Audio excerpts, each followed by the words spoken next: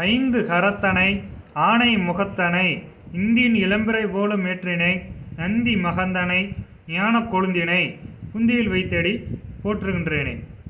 அனைவருக்கும் வணக்கம். மகர ராசி மகர லக்னத்தில் பிறந்தவங்களுடைய குணாதிசயங்கள் சொல்லிட்டு இந்த பதிவில் பார்ப்போம். இந்த மகர ராசி அதிபதினு பார்த்தீங்கன்னா சனி பகவான். இந்த ராசியின் சின்னம் அப்படின்னு பார்த்தீங்கன்னா முதலை. இந்த முதலை பார்த்தீங்கன்னா ஒரு சில விஷயத்துக்காக, அதாவது இதை மனித வாழ்க்கையில் பொறுத்துறதுக்கு பார்க்கலாமே. எப்படின்னா அந்த முதலை ஒரு பொருளுக்காக ரொம்ப நாள் காத்துக்கிட்டு இருக்கோம். அது மாதிரி இந்த ராசியில் பிறந்தவங்க பார்த்திங்கன்னா ஒரு லட்சியத்துக்காக, ஒரு முயற்சிக்காக நிறைய எஃபோர்ட் போட்டு காத்துக்கிட்டு இருப்பாங்க. அந்த விஷயம் வரும்போது இவங்க கரெக்டாக கேட்ச் பண்ணிக்குவாங்க அப்படிங்கிற மாதிரியான அமைப்பு. ரொம்ப நாள் காத்துக்கிட்டு இருப்பாங்க அப்படிங்கிற மாதிரியான அமைப்பு. அந்த கரெக்டான காலகட்டம் வரும்போது அதை அடைஞ்சிருவாங்க அந்த இடத்த அப்படின்னு நம்ம நிச்சயம் சொல்லலாம். அடுத்தது பார்த்திங்கன்னா தாயோட பாசம் இவங்களுக்கு அதிகமாக இருக்கும். எப்படின்னு கேட்டிங்கன்னா செவ்வாய் பகவான், 4க்கு அதிபதியான செவ்வாய் பகவான் இந்த ராசியிலே உச்சமாகும்.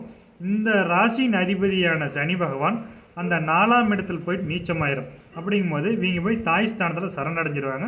தாய் இந்த இடத்துல பலம் அதிகமாகிறதுனால தாயோட பாசம் அப்படிங்கிறது இவங்களுக்கு பரிபூர்ணமாக கிடைக்கும்.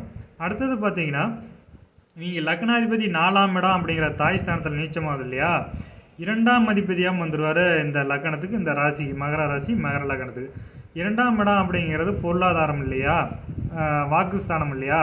அப்படிங்கும்போது இவங்க தாயோட பேச்சுக்கு மதிப்பு மரியாதை கொடுப்பாங்க. அடுத்தது பார்த்திங்கன்னா பொருளாதார கிரகம் அப்படிங்கிறதுனால அந்த பொருளாதாரத்தை அம்மா கையில் நிறையா கொடுப்பாங்க.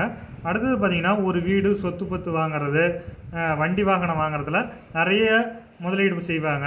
அப்படிங்கிறது இந்த ராசிக்கு நம்ம இதுவரையிலும் பார்த்துருக்கோம். மேற்கொண்டு அடுத்த வீடியோவில் பார்ப்போம். நன்றி, வணக்கம்.